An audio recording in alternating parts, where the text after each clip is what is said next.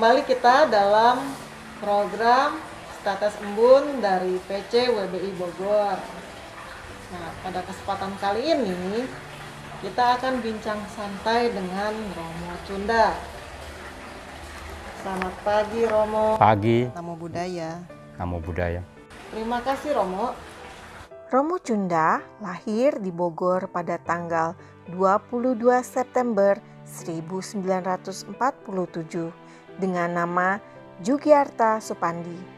Beliau menjalani Diksa Pandita pada tahun 1989 oleh Yang Mulia Biku Dharma Surya Bumi Mahatera. Romo Cunda sudah mulai menulis sejak tahun 1988 dan masih aktif sampai dengan sekarang ini. Karya yang telah dihasilkan oleh Romo antara lain Dhammacakkappawatana Sutta, Tata Bahasa Pali, Parita, Tata Bahasa Pali Revisi, Dhammapada, Dhammapada plus Kosakata, Parita, Abhidhamma Sanggaha, Cetya Carika Perjalanan ke Tanah Suci Buddha, Cergam Kisah Naga Nando Pananda, Album Perjalanan ke Tanah Suci Buddha, Tata Bahasa Pali edisi khusus, Cergam Kisah Welas Asih, The Story of Compassion, Peduli Skizofrenia, Sutra Hati Kesempurnaan Kebijaksanaan, Pratnya Paramita Hirdaya Sutram, dan buku yang terakhir adalah Parita Pali pada September 2020. Nah, bukunya yang seperti ini ya. Jadi bagi yang belum mempunyai buku ini bisa hubungi ke kami.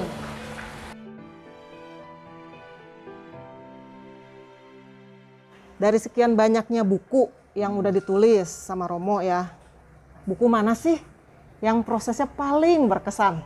Yang paling berkesan adalah Dhammacakkappawatana Sutta, khotbah pertama Buddha. Saya terjemahkan dari bahasa Inggris.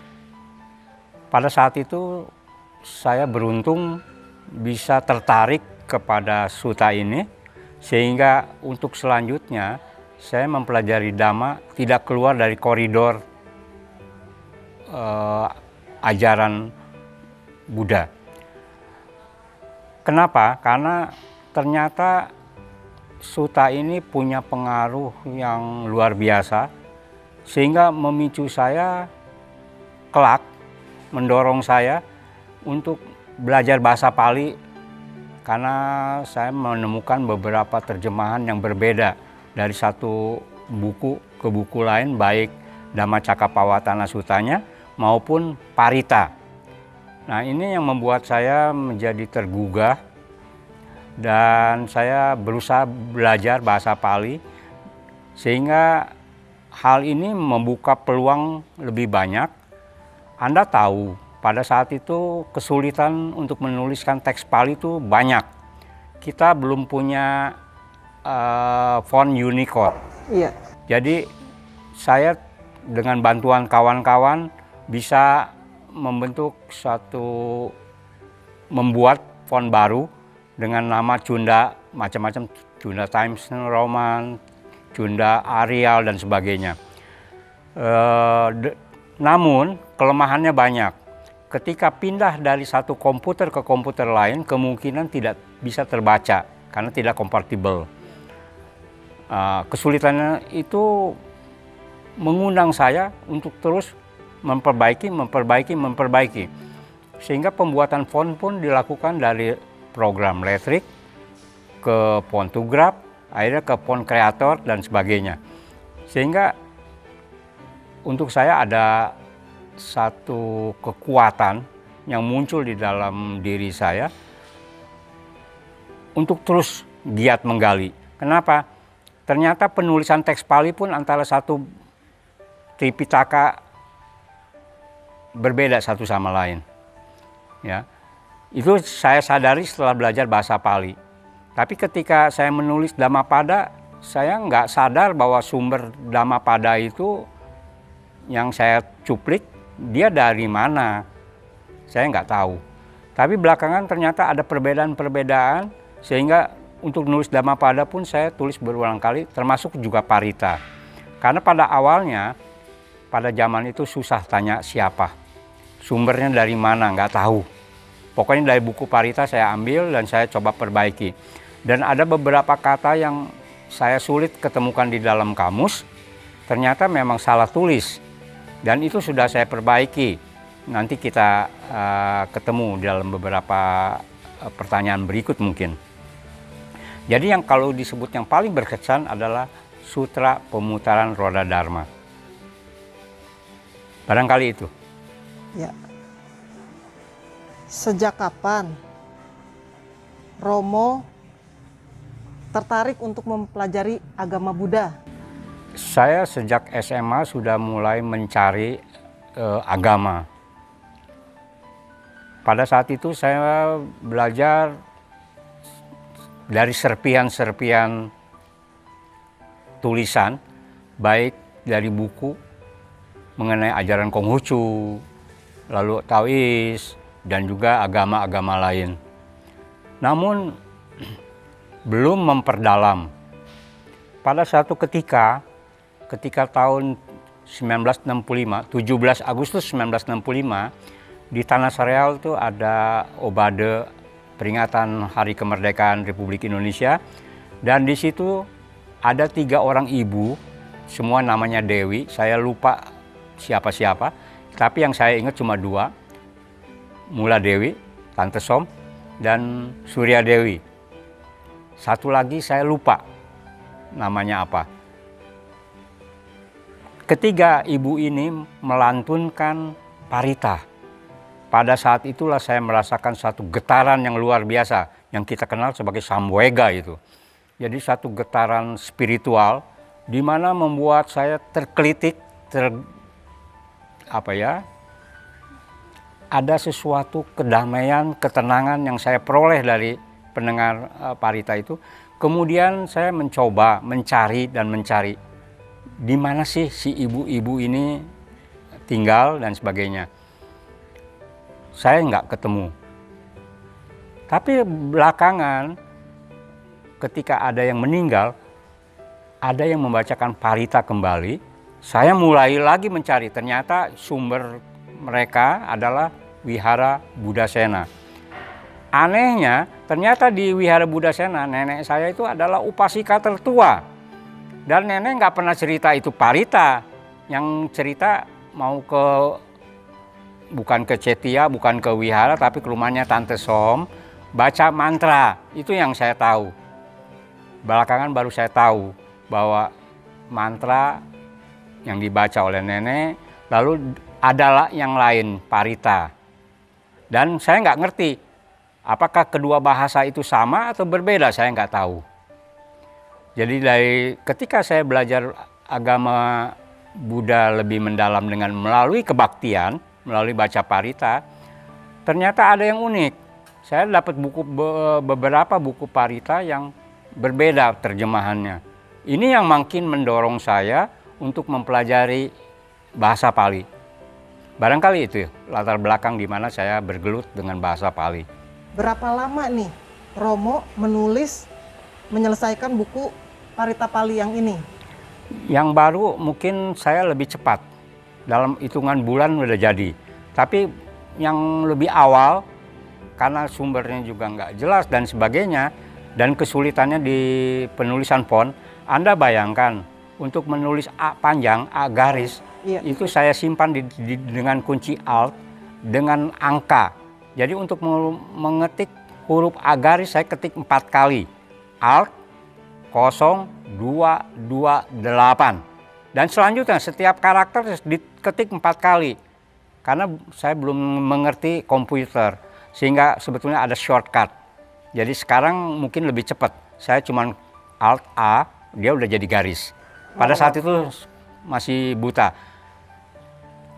Keuntungannya, karena belum ada Google, jadi nggak ada yang bisa ditanya, tanya siapapun nggak tahu jawabannya, nggak ngerti. Iya. Jadi saya belajar dengan suatu pengalaman yang sulit saya ceritakan. Apakah ini pengaruh parami masa lalu atau bagaimana, saya juga nggak tahu. Sehingga karena seringnya mengetik, lama-lama jadi terbiasa. Bukan suatu beban, tapi terbiasa. Dan ketika menyusun memang perlu waktu yang lama. Sehingga banyak orang menyarankan agar saya punya asisten. Saya sudah coba beberapa orang yang bersedia, tapi seminggu kemudian mereka angkat tangan. Romo, nggak sanggup. Kenapa? Kalau cuma ngetik bahasa Indonesia, saya bisa kerjakan berhalaman tiap hari. Ini satu halaman nggak selesai seminggu. Ya, saya maklumin kesibukan mereka, lalu keterampilan mereka, lalu semangatnya juga beda. Ya, kalau saya masih menggebu-gebu, nggak masalah. Sehingga saya lakukan itu, dan ada beberapa catatan buku seperti Wajra Cedika Herdaya Sutra yang cuma sampai warga berapa, nggak selesai. Karena saya ketik ulang, word by word, dari aksara demi aksara saya tulis, sehingga nggak selesai. Namun paling tidak saya sudah masuk ke 2 bahasa, Pali dan Sangsekerta. Dan yang Sangsekerta itu ternyata saya mogok karena rumit, lebih rumit dari bahasa Pali. Dan untungnya saya menggeluti Pali dulu, sehingga begitu menghadapi bahasa Sangsekerta itu tertunda lama. Saya tidak dapat masuk lebih jauh.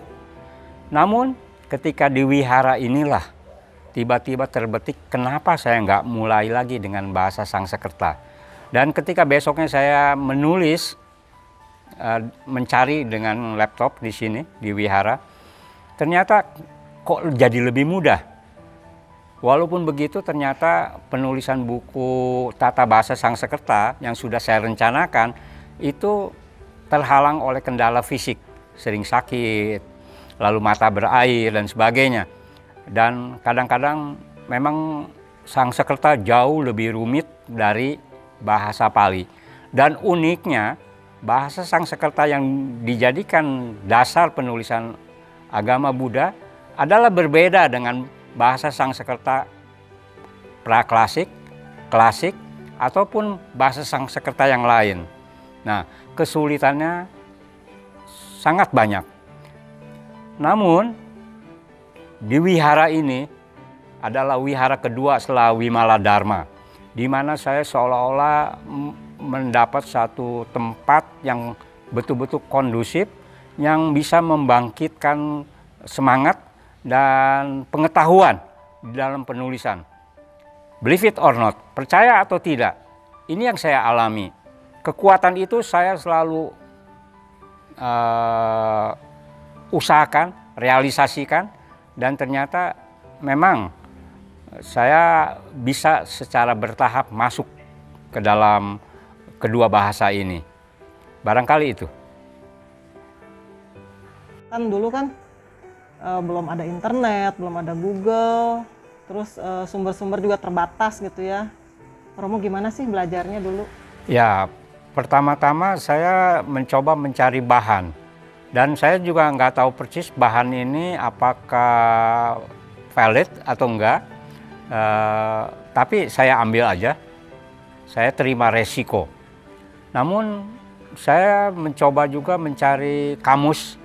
Ternyata Pak Hudaya di rumahnya itu ada kamus Pali dan saya fotokopi. Lalu adalah suatu kebahagiaan ketika saya mencoba belajar bahasa Pali, ya, itu ada 2 kelompok, yang satu mara penggoda, bahkan perintang, bahkan penghalang, ya, penyabot dan sebagainya. Tapi di sisi lain ada yang support. Salah satu supporter saya adalah Pak Gianto, yang kemudian dikenal dengan Bante Titayanyo. Pak Gianto ini, atau Bante Titayanyo lah katakan sekarang, adalah orang yang betul-betul luar biasa. beliau ada pandai dalam bahasa Mandarin, fasih. Lalu beliau juga senang bahasa Pali dan senang bahasa Sanskerta. Dan beliau paling sering keluar masuk perpustakaan nasional. Jadi ketika ke perpustakaan nasional beliau menemukan bahan-bahan yang dibutuhkan oleh saya, beliau langsung fotokopi dan berikan kepada saya. Jasa beliau ini sangat-sangat luar biasa. Ya. Lalu Wihara Wimala Dharma, tempat saya berkiprah, itu sangat mendukung sekali. Lalu sahabat-sahabat di Bandung, itu banyak sekali yang berkiprah membantu. Jadi kita sukses karena banyak orang-orang yang membantu. Ya, bukan karena saya luar biasa atau gimana, saya biasa-biasa aja. Banyak berkah ya Romo ya? Ya, nah contohnya ketika saya ingin membuat font, bagaimana supaya saya bisa mengetik A garis dan N titik misalnya. Ya. Lalu ada satu mahasiswa, saya lupa siapa, Romo, kita bikin huruf aneh aja. Saya bilang, huruf aneh gimana? Ya yang digambar. Saya bilang, saya nggak ngerti. Saya bilang, saya nggak perlu gambar. Yang saya perlukan adalah teks. Ya maksudnya dibikin di pada saat itu dia sarankan bikin di CorelDRAW. Lalu disimpan di dalam keyboard menjadi huruf aneh. Tapi ternyata hal itu ribet. Saya harus bikin satu persatu. Namun ketika ada program lain, misalnya Fontograph yang diberikan oleh Bante Titayanyo, saya malah lebih mudah dengan itu. Tapi kesulitannya adalah ketika berpindah komputer. Karena pada saat itu saya belum punya laptop. Jadi saya masih pindah-pindah komputer sini, komputer sana, sehingga file saya menjadi sangat-sangat riskan untuk berubah. Ya, jadi dari komputer ini ke sana baca ya. Belum lagi nanti ketika naik cetak terjadi perubahan lagi, karena saya belum paham seluk-beluk Word dan sebagainya dengan baik. Kalau yang terakhir ini kan jauh lebih enak, karena ada Unicode, ada Google. Sehingga lalu ada Tripitaka yang memang udah berbentuk CD. Jadi buat saya sangat-sangat membantu teknologi itu. Ya. Kalau dulu Tripitaka saya butuhkan adalah berupa buku. Dan itu amat sulit. Banyak kesulitannya. Mencari. Kalau sekarang tinggal search, ketemu. Jadi jalan pintasnya udah banyak banget ya. Namun karena sulitnya mencari pada zaman itu melalui buku, saya menemukan mencari A ketemu B, mencari B ketemu C dan D dan selanjutnya. Sehingga kosakata saya makin lama makin banyak malah dapat bonusnya ya Romo. Ketika mau bikin suatu naskah awalnya katakanlah A, ternyata judul itu bisa berkembang menjadi 5 judul. Sehingga orang-orang bingung, kok cepet banget bikin naskah. Ya. Bukannya karena cepat, tapi karena saya mencari awalnya A, tapi nggak ketemunya B, C, dan D, itu bisa jadi buku yang lain dari cerita awal gitu. Namun sekarang lebih terarah, terfokus, termasuk Sinching. Teks Pali perbedaannya antara teks Pali Birma dengan Thailand, dengan Sri Lanka nggak terlalu banyak. Tapi kalau teks Sanskerta itu sangat beragam karena melalui kurun waktu yang berbeda, melalui daerah dialek yang berbeda. Sehingga untuk mencari kata Nara Kindi atau Nara Cinci dalam bahasa Mandarin di dalam Taipiccio, itu saya memerlukan waktu 4 bulan untuk mencari kata Nara Cinci saja. Tapi kok nggak ketemu, kok versi Taipiccio menjadi sangat banyak. Namun ada keuntungan, sehingga saya bisa menemukan bahwa Nara Cinci itu bukan bahasa Sanskerta. Nara Kindi itu bukan bahasa Sanskerta, tapi bahasa dialek suku Uighur di perbatasan antara India dan Tiongkok. hurufnya mereka menggunakan huruf Sidam pada saat itu, Iya. sedangkan dialeknya mereka agak condong ke Tiongkok, sehingga kata Namo dibaca jadi Nangmao. Nah dari situ saya bisa tahu Narakindi itu adalah bahasa orang Sidam yang merujuk kepada Nilakanta dalam teks Sangsekerta yang artinya si leher biru. Iya. Kalau dalam bahasa Indonesia saya bisa menemukan kolerasinya ketika saya membuat nasi kencur. Iya. Orang tanya, Romo bikin nasi kencur ya? Iya, saya sudah terbiasa makan nasi cikur. Iya betul Romo. Antara kencur dan cikur itu adalah Nilakanta dan Narakindi. Iya, iya. Jadi dari hal-hal yang seperti itulah saya menemukan sendiri. Jadi bukan kata orang. Sehingga ada Suhu Tinghai tanya, Romo tahu dari mana? Saya bilang, itulah talenta. Itulah pengalaman spiritual saya, ya, yang bisa menunjuk ke sana. Sehingga saya tahu ada perbedaan-perbedaan di teks. Kenapa? Karena mereka kebanyakan menyalin dari prasasti. Dan prasasti itu ada yang nggak utuh. Misalnya katakanlah 2 huruf hilang, ya, 2 suku kata di dalam teks Sangsekerta hilang. Lalu oleh para ahli di dalam kurung ada huruf hilang. Tapi oleh orang kemudian itu kata-kata itu dihapus dan digabungkan katanya. Ini terjadi di kelompok kita sehingga dengan seenaknya memenggal huruf Pali atau huruf Sangsekerta sehingga terjadi kebingungan. Kenapa? Karena huruf Pali punya kebiasaan sendiri dalam memisahkan suku kata. Ya. Nanti kita bahas lebih lanjut kalau ada waktu.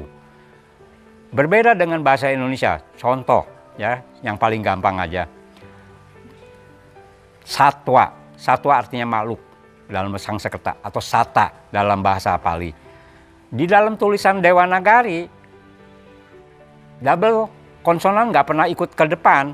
Jadi Sat dan Tua, enggak. Jadi huruf pertamanya adalah Sa, tapi huruf keduanya, aksara keduanya adalah Tua.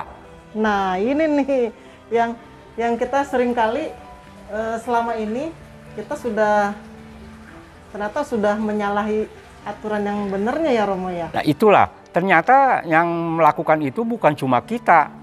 Pendahulu-pendahulu kita juga banyak yang melakukan itu. Oh, gitu karena ya. keterbatasan. Contoh ya, Namo Ratna Trayaya ditulis menjadi Namo Ratna Triyai. Berbulan-bulan saya mencari kata Triyai, nggak ketemu. Ternyata memang dialek. Karena itu berasal dari Mandarin yang diterjemahkan ke Sangsekerta, direkonstruksi. Justru jadi keliru. Iya. Sebetulnya Namo Ratna Trayaya, Namo Arya gitu ya. Jadi dengan bahasa dialek Anda akan tahu. Bukan cuma Sangsekerta, bahasa Pali pun terjadi. Namo Tassa. Kita biasa membaca parita dengan Namo Tassa. Sehingga banyak orang-orang belakangan mengatakan Buddha Sena mengajarkan parita salah. Enggak. Setelah saya banyak keluar negeri, ternyata itu dialek dari Sri Lanka, di mana A pendek dibaca menjadi E pepet. Di India sendiri beragam, ada A pendek nggak dibaca. Contohnya, Jetawana jadi Jetawan, Maharaja jadi Maharaj, Kumara menjadi Kumar. Jadi jangan cepat-cepat kita menyatakan salah. Iya Ya. Romo. Karena apa? Bahasa yang dituliskan itu berdasarkan mix antara Sangsekerta dengan bahasa dialek, antara Pali dengan dialek. Contoh di Pali, kata Wiyadi dengan V itu bisa ditulis dengan B, Biadi. Ya. Wihara menjadi Bihara. Dan sekarang ada provinsi Bihar, itu dari kata Bihara. Bihara A pendeknya nggak dibaca jadi Bihar. Lalu B itu dari V. Jadi banyak sekali belajar bahasa tuh keunikan. Oleh karena itu jangan kita menganggap cuma bahasa ini yang paling benar, yang lain keliru. Enggak. Iya, setuju Ya. Romo, setuju. Jadi hati-hati. Karena tadi antara kencur dan cikur, Iya. antara emer dan ember. Kalau kita mencari kata ember di dalam bahasa Belanda nggak bakal ketemu, tapi kata ember keluar. Artinya sama, tempat air. Itu salah satu contoh-contoh yang terjadi penggunaan bahasa. Kenapa dari Sanskerta jadi makin beragam? Karena letak Sidam, entah suku bangsa Uighur, kakek moyangnya, itu di perbatasan India dan di dengan Tiongkok. Sehingga tadi hurufnya mendekati tata keramanya huruf Dewanagari, tapi pronunciation-nya, ucapannya mengikuti orang Tiongkok. Iya. Ya. Persis seperti daerah perbatasan Jawa Barat dengan Jawa Tengah, Cirebon. Orang bilang Jaware, Jawa Saware, Jawa Sepotong. Ya. Begitu pula terjadi, sehingga banyak yang unik. Jadi kalau belajar agama Buddha, jangan cepat-cepat menyatakan bahasa Sanskerta sesat, sutra hati itu sesat. Sesatnya di mana? Mereka nggak ngerti, kita juga nggak ngerti, Iya, tapi Romo. dengan kebijaksanaan, keterampilan, semua akan terkuak. Ternyata bukan bahasanya yang salah, tapi kita yang punya metode salah. Bahasa Jawa campuran mau diterjemahkan pakai Jawa halus yang nggak ketemu lah. Iya benar, kitanya nggak ngerti ya. Iya, karena kurun waktu di Indonesia saja, bahasa Indonesia itu ada bahasa Indonesia gayanya A, gayanya B, gayanya C, ya ada ejaan baru, ada ejaan lama, itu berbeda. Iya. Ya. Anak sekarang disuruh baca ejaan lama nggak ngerti, apalagi ada huruf ulama, ya, OE. Orang sekarang bacanya apa nanti? Ya. Nah, dari hal-hal yang seperti inilah kita belajar. Dulu ada tulisan Yogya, ada tulisan Jogja. Mana yang betul? Yang betul Jogja, J. Ya. Tapi karena pada ejaan baru J itu banyak diganti dengan Y, orang jadi lupa, bablas jadi Yogya. Iya. Nah, jadi belajar bahasa hati-hati, apalagi Buddha itu sejak awal menyarankan agar orang-orang meneruskan ajaran Buddha, menuliskan ajaran Buddha dalam bahasa dialek ibu masing-masing. Jadi bukan di dalam satu bahasa baku, apakah Sanskerta atau yang lainnya. Jadi boleh aja. Dan bahasa Sanskerta juga kita mengalami banyak perubahan seperti bahasa Indonesia, ya, bahasa Sanskerta klasik, katakan bahasa Weda. Itu berbeda dengan bahasa setelah itu, ya, bahasa yang lebih modern, dan berbeda dengan Upanishad, berbeda dengan Buddhist text. Karena di dalam penulisan kitab suci agama Buddha dalam bahasa Sanskerta itu juga mengalami kurun waktu yang berbeda-beda, sehingga satu teks dengan teks lain bahasanya berbeda. Jadi mungkin itu hanya ilustrasi aja kesulitan. Namun dengan kemajuan teknologi, hal ini lebih akan mudah terkuak. Ada beberapa pertanyaan sekitar ungkapan-ungkapan bahasa Pali nih yang sering kita temukan dipergunakan oleh umat. Ayuwano Sukang Balang. Ya, di dalam Sutta saya menemukan di dalam Bojana Sutta dan beberapa lain, ungkapan itu diucapkan oleh Buddha ketika seseorang berdana makanan kepada para Arya. Itu maka orang yang menerima makanan itu juga, kalau dia masih bisa dilahirkan di kemudian hari, maka ada 4 hal yang akan berkembang. Yang pertama adalah umur panjang, yang kedua adalah rupawan, yang ketiga adalah orangnya enjoy, bahagia, dan sehat, bala. Nah, sebaliknya kepada mereka yang berdana makanan kepada orang-orang yang suci, itu pun akan ada 4 hal berkembang: ayu, wano, sukang, balang. Namun sekarang setiap orang ulang tahun itu diucapkan sebagai ucapan happy birthday, Ayu, Wano, Sukang Balang, ya sah-sah saja, boleh-boleh saja. Tapi bukan sesuatu yang baku di dalam teks Pali. Jadi sah-sah saja, boleh-boleh saja. Lalu di Dhammapada kita tahu bahwa ada orang yang bersifat, bertabiat, suka menghormat orang yang lebih tua, maka pada dirinya akan berkembang 4 hal, 4 dhamma, yaitu ayu, umur panjang, wano adalah rupawan, yang laki-laki ganteng, yang perempuan cantik. Lalu suka, bahagia, bala, kuat, sehat. Jadi kalau kita lihat ini merupakan suatu ajaran yang menyatakan apabila kita melakukan hal-hal seperti itu akan ada hal-hal yang bermanfaat bermunculan, yaitu ayu, wano, sukang, balang. Barangkali itu. Ada yang bilang ayu, wano, sukang, balang, ada yang bilang ayu, wanyo, sukang, balang. Nah, Ya. gimana tuh Romo? Ini akibat penulisan Latin yang tidak sempurna, seperti nya yang ada n, ada cacingnya di atas, itu seringkali karena kesulitan nulis dihapus. Misalnya panya jadi pana. Lalu kata wano tuh n-nya ada titik di bawah, jadi lidahnya mesti dilipat ke atas. Memang sulit buat kita orang yang tidak terbiasa, kecuali orang Bali dan orang Aceh. Makanya orang Bali bilang mati menjadi marte. Jadi T-nya dilipat ke atas. Tapi kalau kita agak sulit. Jadi wano itu menjadi wana, wano. Ya.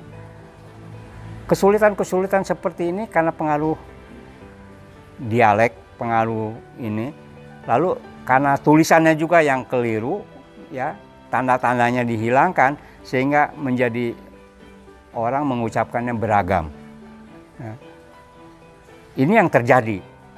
Kita sulit menyatakan itu salah atau benar ketika orang berbicara karena pengaruh lidah susah. Ya. Lidah orang tuh tidak biasa mengucapkan kata-kata asing di dalam sehari-hari. Sehingga terjadilah hal-hal yang seperti itu. Jadi yang benar tetap dibaca N biasa ya. Nah, kalau kita mau bicara benar, N-nya lidahnya agak dilipat ke atas, wano.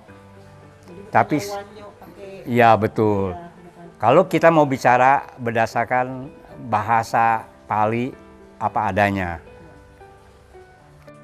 Selanjutnya ada lagi pengucapan kata sadu. Kata sadu itu berarti bisa membenarkan, sadu, benar, tepat. Ya. Bisa juga berarti pengulangan di dalam misalnya setelah baca parita atau apa, sadu, sadu, sadu. Ya mungkin artinya tersirat, bukan yang tersurat ya. Benar, benar, benar atau demikian adanya. Jadi hati-hati belajar teks Pali yang tersurat belum tentu itu tersirat. Karena di sana banyak faktor idiom, ya, kosakata atau mungkin perumpamaan-perumpamaan. Contoh di dalam Dhammapada, setelah membunuh ibu, setelah membunuh ayah, orang akan bingung kok agama Buddha yang katanya dilarang membunuh, tapi setelah membunuh ayah dan setelah membunuh ibu. Karena kata ibu itu di situ bukan ibu yang sesungguhnya, tapi simbolik daripada kemelekatan nafsu, ya. Dan kayak gitulah. Jadi kita hati-hati di dalam menerjemahkan teks Pali. Apa yang tersurat itu belum tentu tersirat. Sehingga kita perlu baca kata-kata, kitab penjelasan atau komentar. Tanpa mengetahui kitab kata-kata, bagaimana kita mengetahui kata itu dengan lebih tepat. Sedangkan kata-kata ditulis juga belakangan setelah ratusan tahun kitab suta ditulis. Terjadi jeda waktu dan itu juga akan problem. Sehingga timbul lagi kitab di bawah kata-kata yang disebut matika.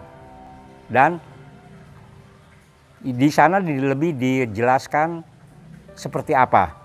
Kalau masih belum jelas, ada kitab lain yang disebut Tika, sub di bawah kitab komentar.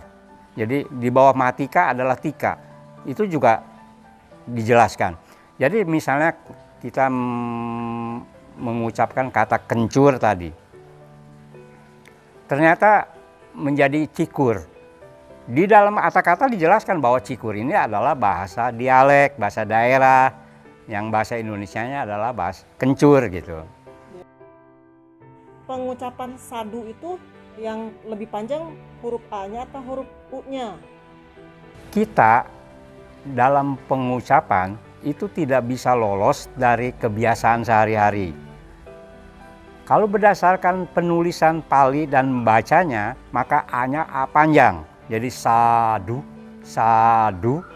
Tapi kadang-kadang di telinga kita nggak enak. U-nya terlalu ditekankan. Jadi orang bilang sadu, sadu. Mungkin lebih enak didengar. Ya. Adalah rumit di dalam belajar bahasa. Sehingga kalau kita belajar bahasa Inggris saja, ada Inggris Britania, ada Inggris Amerika. Iya. Love apa love? Ya. Sunday apa Sundai? Saya pernah ketemu orang ketika saya keseleo bicara bilang Sundai, saya disalahkan. Tapi ketika di Inggris, saya mendengar warta berita menyebutkan Sundai. Karena itu pengaruh-pengaruh dialek. Nanti kalau Anda sudah ke luar negeri, Anda baru mengerti. Balik lagi ke dialek lagi. Betul, ya. banyak bahasa dialek. Di Inggris juga kan beda. Satu daerah dengan daerah lain ada perbedaan dialek. Lebih-lebih sudah ke Amerika, lebih parah lagi. Lebih banyak lagi ya. Night club ditulisnya nite. Iya. Night itu nite. Ya. Jadi janganlah terlalu bersikukuh dengan bahasa, kita harus fleksibel. Istilah Romo dan Ramani, nah gimana Romo? Kata Romo itu bukan dari bahasa Sangsekerta ataupun dari bahasa Pali, tapi dari bahasa Jawa, yang artinya bapak. Sedangkan Ramani itu dari bahasa Pali, dari kata Ramania yang menyenangkan, konotasinya buat saya sih kurang sreg. Seolah wanita itu kesenangan pria gitu ya. Kata pria itu sendiri juga kesenangan, yaitu yang disenangi oleh wanita. Tapi akhirnya banyak orang juga kontroversi antara wanita dan perempuan. Katanya wanita tuh kurang enak didengar, yang betul perempuan. Karena empuk, kata di sana ya, kata dasarnya. Sah-sah saja. Tapi kata wanita di dalam Pali dan Sangsekerta bukan sesuatu yang direndahkan, biasa-biasa aja. Jadi di dalam belajar bahasa kita hendaknya juga sedikit bijaksana. Barangkali itu sadu. Jadi Romo Ramani jadi gimana Romo? Ya, kalau saya lebih senang Romo dan Ibu. Kata ibu lebih tepat berdekatan dengan kata Romo yang dari bahasa Jawa yang artinya bapak.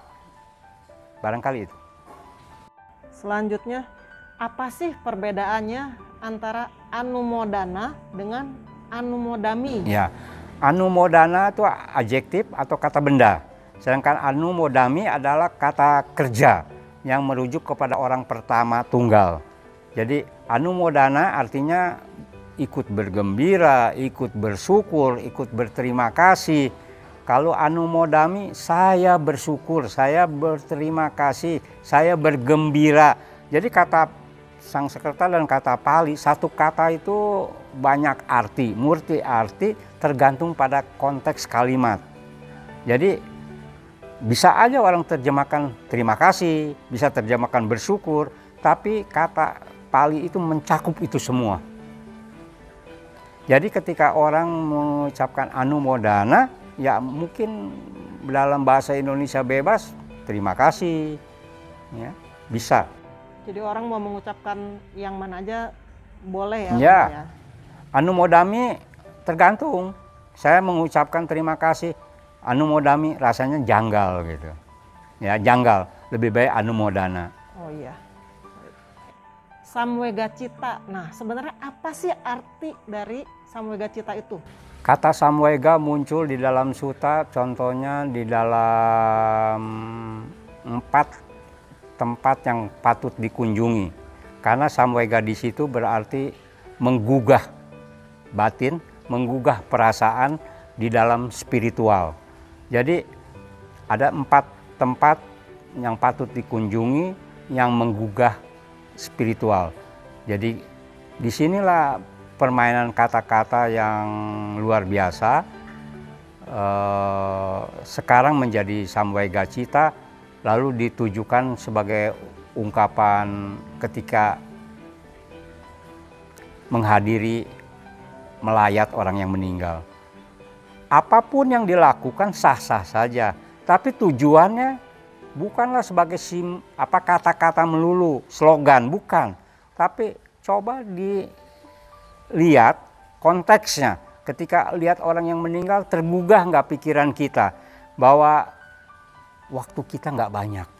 Jadi kemendesakan untuk berbuat baik itu harus segera dilakukan. Ya.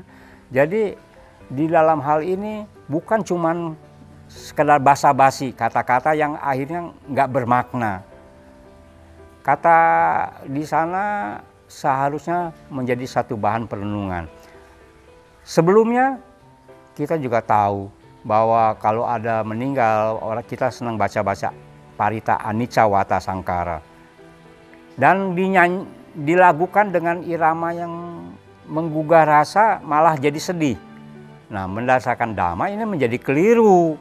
Karena tujuannya adalah menyadari bahwa kehidupan itu pendek dan setiap saat bisa terjadi kematian, dan itu adalah perubahan yang harus disadari. Jadi disadari bukan ketika yang mati aja, setiap saat kita harus bisa menyadari perubahan. Ya, Anicca Wata Sangkara. Cuma Anicca Wata Sangkara itu diucapkan oleh Dewa Saka ketika Buddha meninggal. Beliau mengucapkan itu karena melihat ternyata guru Buddha yang katanya suci, katanya apa, itu juga tidak terlepas dari sangkara. Karena masih punya badan jasmani, maka konsekuensinya harus mengalami perubahan dan kematian. Karena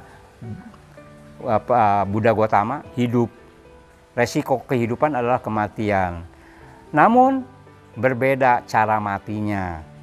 Buat seorang Buddha, meninggal itu tidak akan terlahirkan kembali. Sedangkan kita meninggal itu akan lahir kembali entah di mana. Jadi penggunaan Samwegacita nggak melulu harus yang ada orang meninggal ya Romo ya? Ya, bisa. Ketika kita datang ke tanah suci, Samwegacita itu muncul nggak? Di dalam batin kita tergugah nggak? Ya. Karena Samwega itu juga artinya banyak. Bisa agitasi, merasa tertekan, ketakutan, macam-macam. Ya. Tapi yang dimaksud di sini adalah Samwega yang menggugah rasa spiritual, bangkit.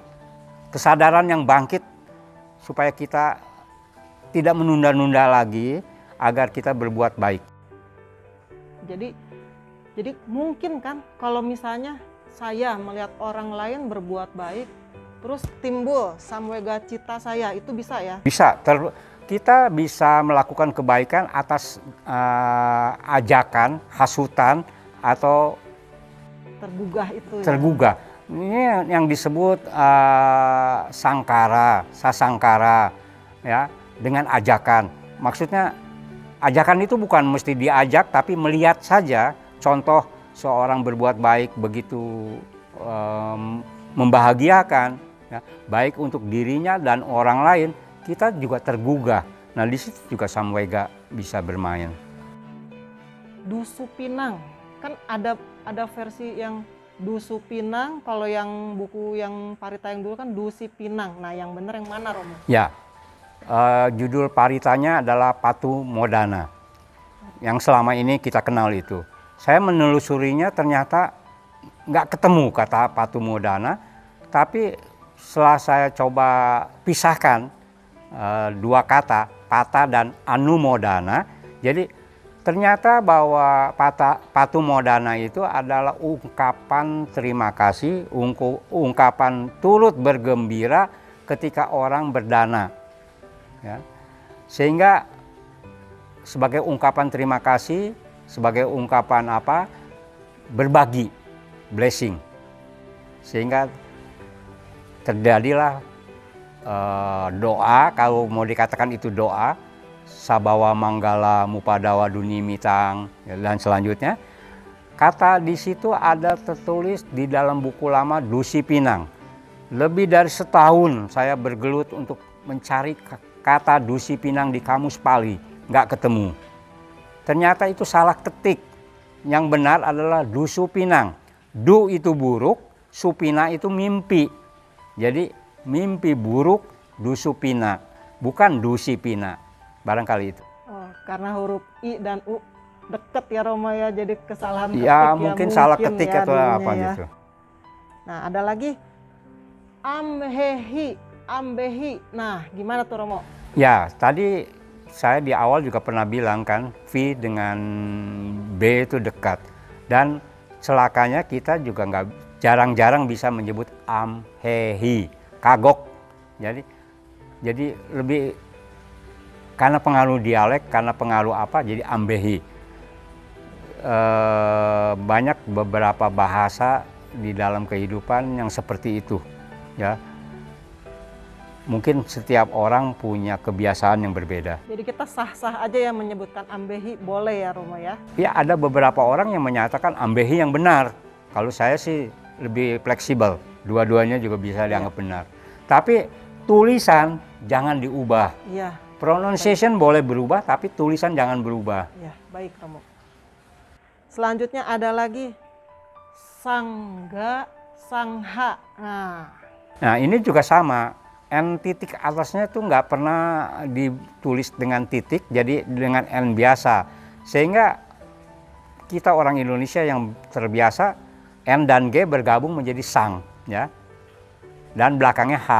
Padahal G di sana bergabungnya dengan H. Konsonan ganda itu, jadi konsonan beraspira, ga. Jadi harusnya sangga. Karena si huruf N-nya aja sudah berupa Ya. Jadi di situ tulisannya G-nya 1, tapi kalau pelafalannya G-nya 2. Makanya ada usaha penulisan kata sangga itu ditulis S-A-N-G, G-H-A. Tapi saya bilang Anda menuliskan itu sepotong. Kenapa nggak konsisten? Ya, semua itu kamu ganti. Nah, saya ada keberatannya juga. Karena kita bicara bahasa Pali, kenapa kita nggak menulis bahasa Pali dengan benar? Kalau orang bacanya salah atau dia nanti nulisnya salah, benarkan aja. Iya. Ya, kata Buddha, B-U-D-D-H, ya, dibacanya Buddha. Ya. Tulisannya bahasa Sanskertanya Buddha. Jadi bunya pisah sendiri. Tapi kita bacanya Bud. D-nya ikut ke depan. Tetap kalau bacanya tetap. Iya, makanya penulisannya buat orang India nggak problem, tapi buat kita buat problem. kita yang problem karena kita tidak terbiasa ya, tidak bahasanya. terbiasa. Jadi yang penggalan suku kata yang pertamanya yang tadi Romo jelaskan ya. Iya. Ya. Nah, dalam hal-hal yang seperti ini apa yang sudah terjadi mau biarkan, kalau mau diubah, ubah dari buku paritanya. Oleh karena itu saya menyusun buku parita ini lebih cepat dari biasa, cuman sekitar 3 bulan apa 2 bulan sudah jadi. Ya. Kenapa? Sekarang zaman digital, zaman Google. Lalu bahannya lebih akurat. Linknya ketemu, sehingga saya bisa menjelaskan kenapa namotase itu nggak salah, karena kita mengikuti sumber dari Sri Lanka.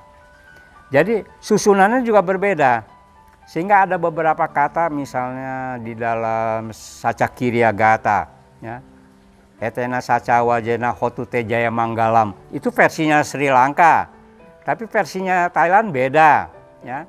Etena Saca Wajena Hotu Te Soti Sabada, ya.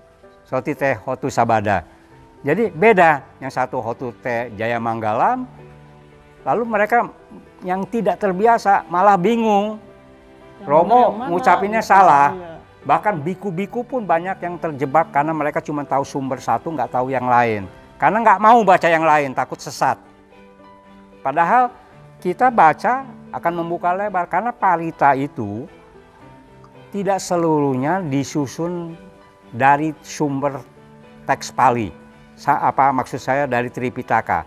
Tapi bisa aja merupakan kompilasi, cuplik sana cuplik sini, dijadikan satu, atau ada kata-kata yang tidak diketemukan di dalam suta, dibentuk baru, seperti tadi Sambuega Cita. Sehingga kata parita yang terakhir saja, etawata, itu tidak diketemukan di dalam teks suta. Tapi kok bisa muncul? Karena itu bukan rekayasa ya, ciptaan belakangan orang-orang yang mempergunakan demi keperluan doa. Karena kita juga nggak lolos dari keperluan itu. Iya. Padahal parita itu isinya bisa suta utuh, seperti tadi Dhamma Cakkappawatthana Sutta, itu suta utuh. Dan itu juga versinya versi yang mana? Versi dari Samyutta Nikaya atau versi dari Vinaya Pitaka. Itu terjadi ada sedikit perbedaan. Ya. Nanti Anda akan lebih jeli dalam belajar seperti itu. Lalu belum lagi kata-kata yang tidak diketemukan, sehingga parita di satu wihara, kita jangan bicara beda negara, di satu negara saja, Thailand, satu wihara dengan wihara lain, iramanya juga bisa sedikit beda kok. Dan mereka lebih senang baca O, itu di belakang jadi Oi, Buddhoi, Susudoi, dan selanjutnya. Iya. Jadi pengaruh apa? Dialek. Saya pernah ketemu orang yang saling menyalahkan. Ya. Orang Thailand itu salah menggunakan nama bikunya, semua pakai O, seharusnya A. Saya bilang enggak. Kamus Pali itu ada 3 kelompok. Yang pertama adalah mencari kata berdasarkan akar kata. Jadi kalau kita mencari kata Buddha, jangan dicari di buku itu Buddha, nggak akan ketemu. Tapi kita carinya akar kata Bud, dan dia akan ketemu. Semua kata yang bermuara pada akar Bud, Buddha, budaya, budanang, budaya, budasa, dan sebagainya muncul. Ya. Ada yang berdasarkan kata nominatif, maka harus tahu bentuk nominatifnya, Buddho. Padahal kata Buddho, nanti kalau ketemu kamus yang berdasarkan kata dasar, dia itu terdiri dari 3 jenis gender, maskulin, feminin bisa, lalu netral. Tapi yang sering muncul adalah yang maskulin, karena Buddha nggak ada yang perempuan. Tapi kata Buddha secara adjektif itu bisa untuk yang perempuan, orang yang telah sadar artinya. Ya. Kalau di dalam bahasa Indonesia, kita nggak peduli, maskulin kek, feminin kek, netral sama aja. Ya, tapi di dalam teks Pali nggak bisa. Jadi kata Buddha itu bisa berarti kata benda, yang merujuk salah satunya ke pengertian Buddha yang sekarang ini, Buddha Gautama misalnya. Dan orang yang jadi Buddha itu nggak ada yang perempuan. Jadi di sana bentuknya maskulin. Ya, kata adjektif maskulin, kata bendanya maskulin. Tapi ada kata yang lain bersifat perempuan misalnya. Tapi untuk adjektif, jadi seseorang perempuan yang telah mencapai kebuddhaan misalnya, itu kata Buddhanya muncul dengan bentuk feminin karena dia wanita dan selanjutnya. Tapi ini kan jarang terjadi, ya. Nanti dalam kasus lain akan lebih jelas, barangkali itu. Panjang juga ya Romo ya. Kalau udah bicara bahasa kesulitannya banyak. Kenapa begini, kenapa begitu? Saya harus memberikan penjelasan supaya bisa diselidiki, bukan disetujui, tapi diselidiki. Mari selidiki. Iya. Kemungkinan saya juga salah, ya, karena saya cuma berdasarkan beberapa sumber. Siapa tahu ketemu sumber yang lebih bagus. Karena di dalam agama Buddha untuk menerjemahkan teks Pali ke bahasa Indonesia menemui banyak kendala. Dan tidak ada kata satupun yang tepat. Contoh, kata sati diterjemahkan sebagai kesadaran. Enggak juga. Sati bisa ingatan, bisa kesadaran, bisa menyadari, bisa eling. Tergantung. Ya. Jadi di dalam hal ini saya nggak berani mengambil keputusan yang benar cuma ini, nggak bisa. Karena memang multi arti. Dan bahasa Indonesia terlalu sedikit. Ya. Bahasa Sunda lebih kaya. Kosakatanya. Ya, bahasa Sunda lebih kaya dari bahasa Indonesia. Contoh duduk. Orang Sunda bilang sila, emok. Semua duduk kok. Sedeku, ucang angge, semua duduk. Bahasa Indonesia apa ya? Duduk kaki bersilang, duduk setengah bersilang, duduk kaki di samping, kan kayak gitu. Jadi malah jadi seolah mendefinisikan gitu ya. Ya, itulah kesulitannya di dalam bahasa, ya. Tapi dengan belajar bahasa, wawasan kita menjadi terbuka. Lebih luas. Ya. Nah, ada satu lagi Romo. Apa sih bedanya Sukihotu dengan Sukihontu? Itu hanya tunggal dan jamak dari kata hotunya. Hotu itu berasal dari kata hoti, imperatifnya menjadi hotu untuk tunggal dan hontu untuk jamak. Jadi kalau Sukihontu untuk orang banyak, semoga bahagia, semoga selamat. Soti, Suki kadang-kadang berdekatan. Soti bisa artinya selamat, sejahtera. Suki juga kadang-kadang diterjemahkan bahagia, bisa juga damai. Ya. Jadi kata Suki itu sangat dalam. Nggak seperti kita bisa simpelkan cuman bahagia. Ya. Orang yang tenang, damai, bahagia, itu Suki. Lagi-lagi susah mencari padanan katanya dalam bahasa Indonesia. Ya secara tepat. Jadi kalau mau dicari-cari salah, banyak salahnya. Padahal nggak salah. Cuman kalau dicari-cari. Kalau dicari-cari ya. Sekarang ini kan Romo sering bilang, Romo udah tua, udah kurang bisa inget seperti zaman dulu lagi ya Romo ya. Nah, kira-kira Romo udah nemu belum sih? Siapa sih yang kira-kira bisa jadi penerusnya Romo nih? Ya, jujurnya saya tidak pernah meregenerasi orang berdasarkan kriteria penerus. Tapi saya selalu mengajarkan sebagai single fighter dan tidak mengajak orang untuk jadi pengikut. Jadi biarkan orang itu menjadi tuan bagi dirinya sendiri. Itu prinsip dasar karena sejak belajar silat Tien Shan Tien, saya juga diajarkan oleh guru saya, jadilah guru buat diri sendiri, sehingga diri sendiri menjadi murid diri sendiri dan gurunya diri sendiri, ya, tanpa mengharapkan ada orang lain ikut kita. Tapi bukan berarti lalu jadi egois. Kalau ada orang yang berminat bertanya, bantu, ya, kasih tahu.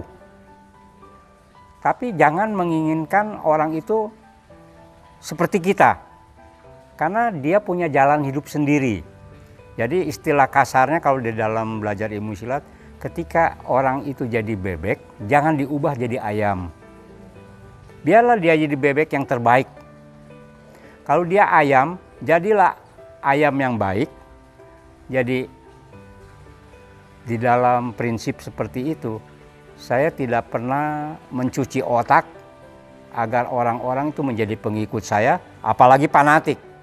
Ya, apa yang saya katakan mereka anggap benar. Saya tidak. Saya moderat saja. apa yang saya lakukan, saya juga masih jatuh bangun di jalan Dharma. Kalau saya nggak jatuh bangun, saya sudah nyebrang, sudah mencapai Nibbana. Ternyata saya masih di sini-sini juga. Jadi jujur saja, kita tuh masih ibarat di Dhammapada adalah orang yang mondar-mandir di pantai ini, belum menyeberang.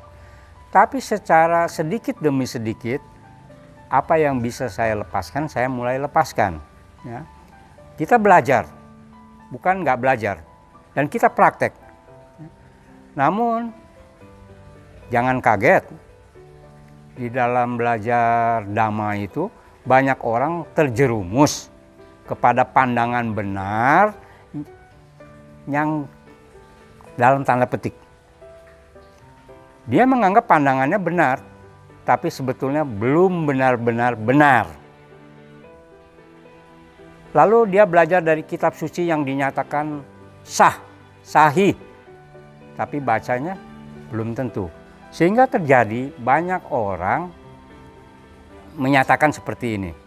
Ada satu kasus bahwa di dalam Wajra Cedika Hridaya Sutra atau Diamond Cutter Sutra atau Sutra Pemotong Berlian, dinyatakan katanya permusuhan antara Hinayana, Theravada dengan Mahayana sudah terjadi. Saya bilang nggak ada. Orang itu marah pada saya. Romo itu siapa? Yang ngomong ini tafase. Saya bilang, ya mau ngomong tafase atau siapapun, Anda kasih paragrafnya di mana dinyatakan bahwa permusuhan itu ada sejak zaman Sutra Intan. Ternyata begitu dia kasih paragraf dalam bahasa Inggris, saya cari teks Sangsekertanya sebagai rujukan ke arah Sangsekerta supaya lebih afdol. Dan saya menemukan kalau diterjemahkan ke dalam bahasa Indonesia, bahwa wahana bodhisattva ini, jalan bodhisattva ini sulit diyakini oleh orang yang berkeyakinan rendah. Hina adimukti, kok diterjemahkan jadi Hinayana? Sedangkan Hinayana adalah mazhab, munculnya belakangan. Di sana nggak diceritakan sebagai mazhab, tapi hina adimukti, keyakinan yang rendah. Sedangkan wahana bodhisattva ini adalah agrayana, ya, kendaraan tertinggi, jalan tertinggi, metode tertinggi, srestayana, pemimpin. Ya. Nggak ada kata-kata yang merujuk kepada Mahayana sebagai mazhab. Dan saya kasih sama dia teks Sangsekertanya lengkap. Aduh, dia bilang tafase salah ratusan tahun begitu. Saya bilang belum tentu tafasenya salah. Tafasenya nyebut kuda, orang belakangan nyebutnya kuya. Iya. Dan nanti di tangan Anda jadi kuda-kuda dan kuya-kuya. Ya. Jadi kita jangan cepat-cepat menyalahkan tafase. Mereka nggak mungkin sebodoh itu. Tapi mungkin kita yang salah menyampaikan. Ya. Nah, inilah perlunya check and recheck. Itulah perlunya kita belajar bagaimana jangan percaya begitu saja tanpa dicek and recheck. Dan saya juga tidak mau ada orang yang percaya 100% kepada saya, ya, tanpa mau cek and recheck. Jangan. Mari kita belajar. Lalu, apakah sekarang nggak ada penerus? Saya yakin banyak. Kemarin aja datang tamu bersama seorang teman, dan saya nggak kenal tamu itu siapa. Ternyata dia adalah penggemar saya di dalam bahasa Pali. Dan dia adalah orang yang berkecimpung di dalam banyak membangun tempat meditation, tempat meditasi dari Pak Usayado. Saya bergembira ketemu orang-orang yang seperti itu. Dan orang yang seperti itu bukan satu. Ternyata buku saya tuh banyak orang yang baca. Ya. Jadi kalau cetak buku bahasa Pali mungkin lebih dari 10.000 eksemplar. Ya. Kalau udah 3 kali terbit aja udah di atas 10.000 itu biasanya. Jadi kalau di atas 10.000 buku dibaca oleh 100 orang dan dari 100 orang ada 10 orang saja yang serius, wah luar biasa. Karena saya juga menemukannya melalui buku. Jadi dari buku saya kembalikan lagi ke buku dalam bahasa Indonesia. Namun sedikit kreatif, sedikit kritis, agar baca buku itu dengan seksama, karena kemungkinan salah tulis juga terjadi. Kembali kepada penerus, saya yakin saya setelah ngajar di STAB, baik di Semaratungga Cabang Bandung maupun STAB Asin Jinara kita di Lampung, bukan mustahil ada orang-orang yang memang menggeluti bahasa Pali dengan lebih baik, bahkan lebih baik dari saya. Barangkali itu. Semoga banyak ya orang-orang muda yang punya potensi yang mau gitu ya menggeluti apa yang selama ini Romo sudah geluti ya Romo ya. Saya yakin sekarang makin banyak orang yang kritis dengan bahasa Pali, dan beberapa saya lihat ada orang yang mulai kritis juga di dalam Buddhist text Sangsekerta. Jadi dalam hal ini saya nggak sendirian sebetulnya, cuma nggak ada komunikasi aja. Kalau orang nih mau belajar bahasa Pali, kriterianya seperti apa sih atau harus gimana gitu? Satu-satunya jalan, sekarang banyak jalan. Kalau dulu satu-satunya jalan cuma baca buku mengenai teks Pali. Dan bukunya juga sulit diperoleh. Kalau sekarang buku sulit diperoleh tapi secara digital bisa dicari di website. Ya, banyak, secara terbuka sekarang. Lalu Tripitaka pun Anda bisa unduh, baik yang Myanmar maupun yang Sri Lanka ataupun yang Thailand. Jadi tergantung Anda sukanya yang mana. Tapi catatan dari saya, jangan terlalu fanatik dengan salah satu Tripitaka lalu ini yang paling benar, belum tentu. Jadi hati-hati, karena di Tripitaka juga ada catatannya. Berdasarkan terjemahan Myanmar ini, berdasarkan penulisan di Sri Lanka ini, berdasarkan di Thailand seperti ini. Walaupun kata itu merujuk kepada pengertian yang sama. Jadi balik lagi ke banyak pengaruh dialek ya. Ya, salah satunya iya. Romo, ada saran apa buat kami nih, pengurus cabang Wanita Buddhis Indonesia, Kabupaten dan Kota Bogor? Anda lihatlah ya, secara historis agama Buddha, baik di Kota Bandung maupun di Kota Bogor, itu promotornya adalah kaum ibu, kaum wanita. Di Bogor berkembang, bertahan karena kaum ibu. Bapak-bapaknya sibuk cari uang karena banyakkan pedagang. Baru belakangan kebaktian tuh bapak-bapak bisa ikut, jadi ada laki-laki ada perempuan. Kalau zaman saya kebaktian laki-lakinya paling 1-2 orang, selebihnya ibu-ibu. Ya, itu kenyataan bahwa Bogor eksis dari kaum ibu. Historisnya seperti itu.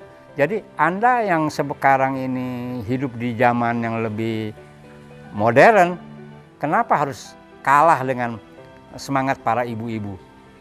Bangkitlah, wanita Buddhis harus bangkit. Barangkali itu. Terima kasih Romo atas saran-sarannya. Terima kasih kembali. Terima kasih kami ucapkan kepada Romo Chunda atas sharing dan waktunya pada hari ini. Terima kasih kepada Suhu Siece, Kepala Wihara Dharmakaya yang telah memberikan izin kepada kami untuk melakukan rekaman di sini. Terima kasih juga kepada pengurus Wihara Dharmakaya. Semoga Setetes Embun edisi kali ini dapat memberikan manfaat dan kebahagiaan bagi kita semua.